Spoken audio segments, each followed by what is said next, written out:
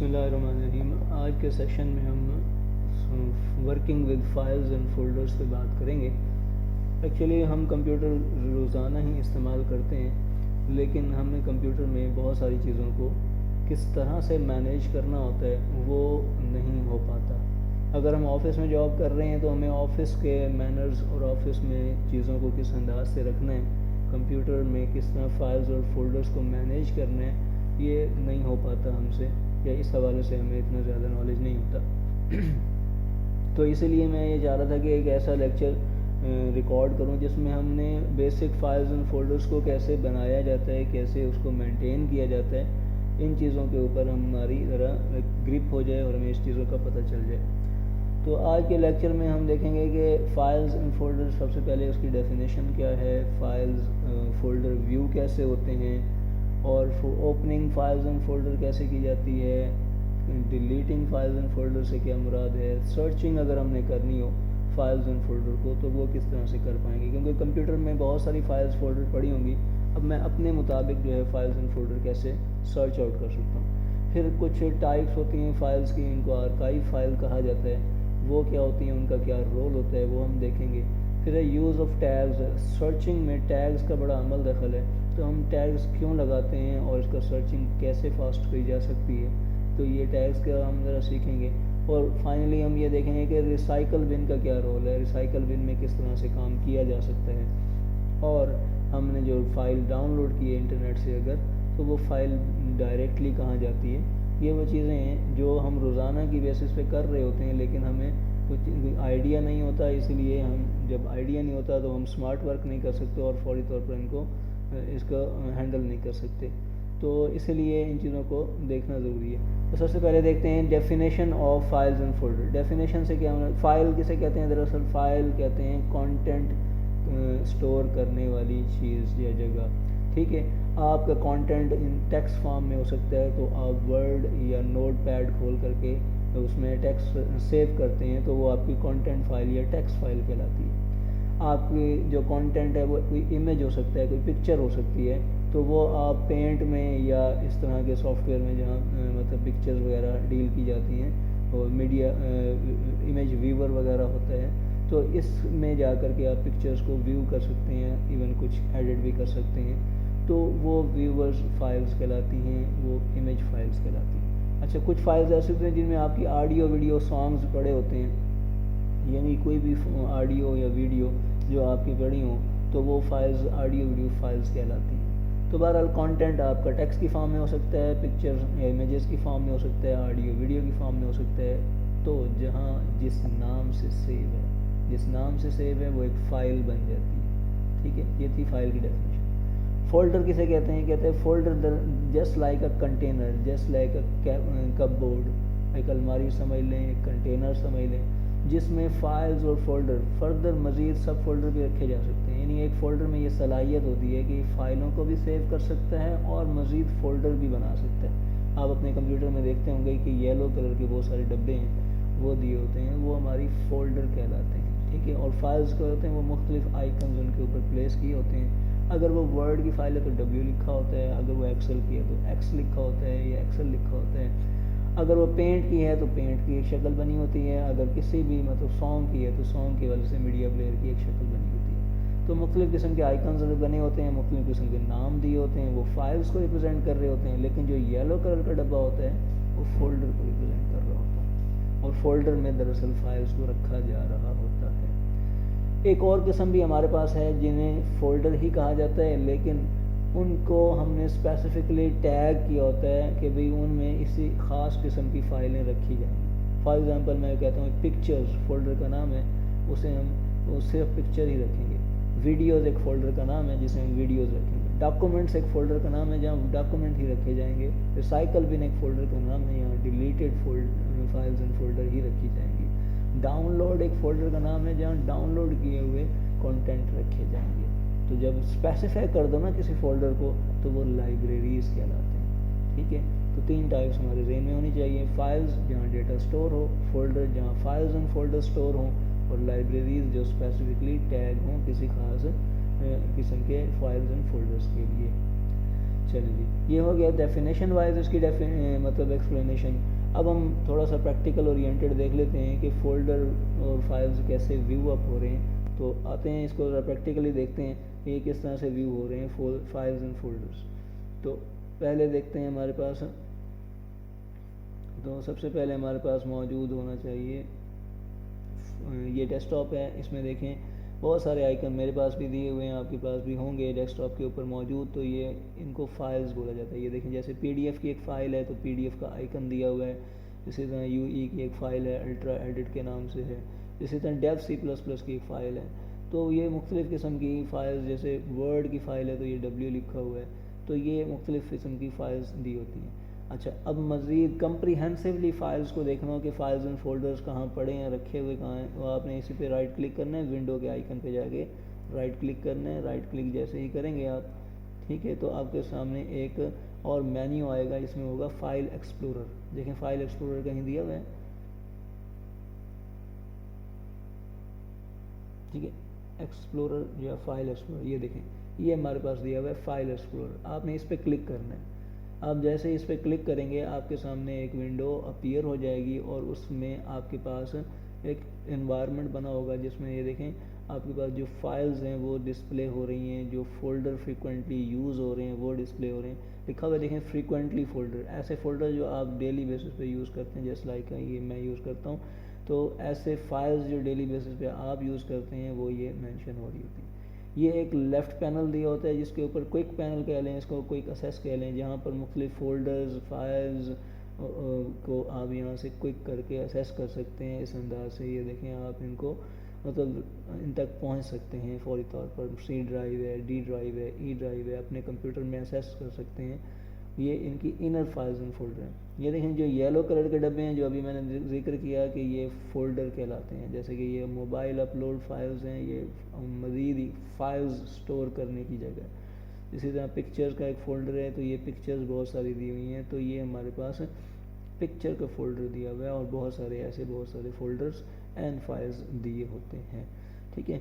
अच्छा, बाज़ औक़ात ये होता है कि ये कहलाता है आपका पाथ, ठीक है, कि आपकी फ़ाइल्स कहाँ पड़ी। जैसे मैं पिक्चर्स पे अगर क्लिक करता हूँ तो ये देखें मैं इस पर जैसे ही क्लिक करूँगा ये मुझे पाथ बताएगा कि ये मेरी पिक्चर 1 2 3 जो भी नेम है ये C में जा करके, यूज़र्स में जा करके, एजोटेक में जा करके और डेस्कटॉप और उसमें पिक्चर्स के नाम से एक फ़ोल्डर है, उसमें ये तस्वीरें पड़ी हैं। ये पूरा पाथ बताता है। ये एक ट्री लाइक स्ट्रक्चर होता है कि आपकी फ़ाइल्स एंड फोल्डर जो हैं वो कहाँ पड़ी हुई हैं।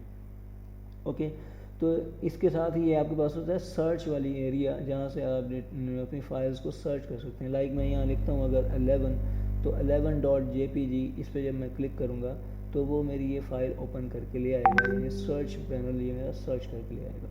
अच्छा, बात सिचुएशन ऐसी होती है कि फ़ाइल्स एंड फोल्डर बहुत सारे होते हैं और मैं सर्च करने के लिए बैठा होता हूँ और मुझे फ़ाइल का नेम एग्जैक्ट याद नहीं होता, लेकिन कुछ हद तक आइडिया ज़रूर होता है कि फ़ाइल में मतलब कौन से हो सकते हैं। तो मैं ये लफ्ज़ लिखता हूँ क्वेश्चंस, ठीक है। जस्ट मैं क्वेश्चंस लिखता हूँ और इस पर क्लिक करता हूँ। ये देखें ये व्हाट इज़ GPA, इसमें भी कोई क्वेश्चंस होंगे, उनकी बात हो रही होगी। तो ये मैं इस पर क्लिक करता हूँ। ये देखें इसमें भी हमारे पास क्वेश्चंस की बात होगी GPA में, क्योंकि ग्रेड पॉइंट एवरेज है। तो ये इस अंदाज से हमने फ़ाइल्स जो है दरअसल वो ओपन कर सकते हैं, असेस कर सकते हैं। ये सारी चीज़ें इसमें देखी जा सकती हैं, फ़ाइल्स को सर्च आउट किया जा सकता है, ठीक है। इसके बाद हमारे पास ये होम पैनल है। इस होम पैनल के ऊपर हम जो है मुख्तलिफ़ किस्म की फ़ाइल्स को रीनेम करना, अगर फ़ाइल डिलीट करनी है कोई, जो इस पर फ़ाइल पे क्लिक करेंगे, जैसे इस पर क्लिक करेंगे और यहाँ होम पे जाएंगे और डिलीट का बटन प्रेस करेंगे। अगर आपको रीनेम करना है तो आप ये रीनेम का बटन प्रेस करेंगे तो आप फाइल्स और फोल्डर को रीनेम कर सकते हैं। तो ये रीनेम के हवाले से भी हम इस अंदाज से कर सकते हैं। ये हमारे पास पैनल दिया हुआ है।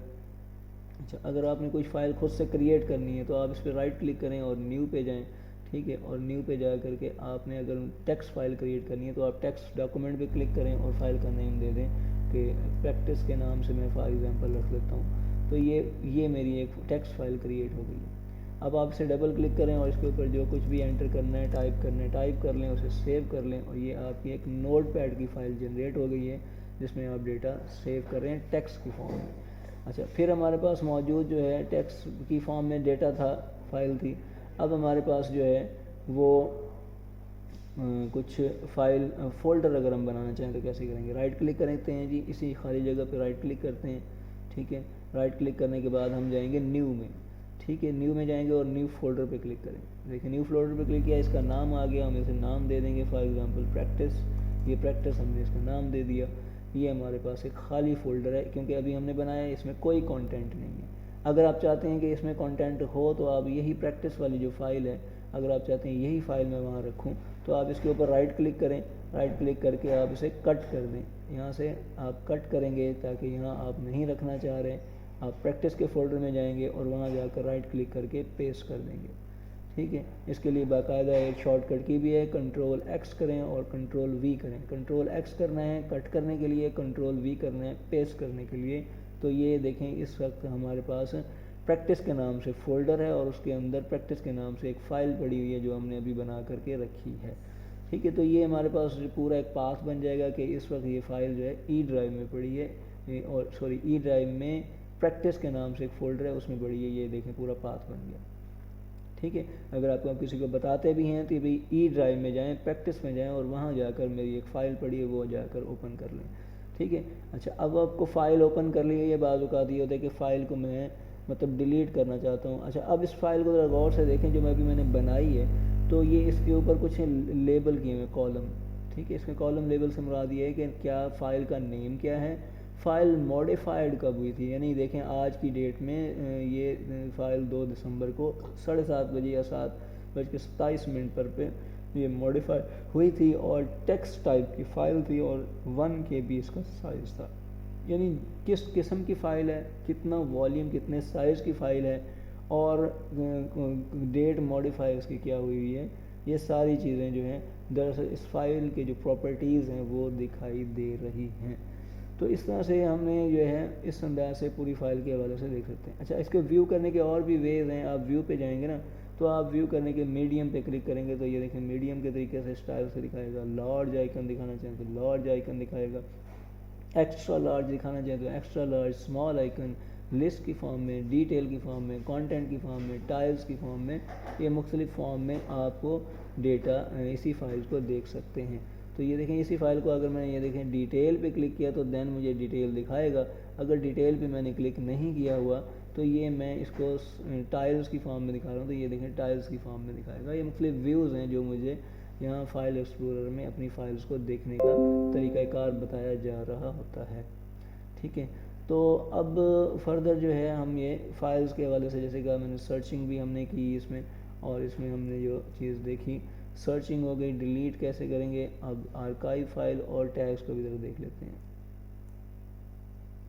ये देखिए, अब मैं फ़ाइल के ऊपर राइट क्लिक करता हूँ और राइट क्लिक करके मैं इसकी प्रॉपर्टीज़ में जाता हूँ। प्रॉपर्टीज़ में मेरे पास एक वे है, इसमें हमारे पास एडवांस में जा कर के देखते हैं। नहीं, एडवांस में इसमें ऑप्शन नहीं आ रहा, इसमें आता है ऑप्शन, क्या आता है, सिक्योरिटी और जनरल और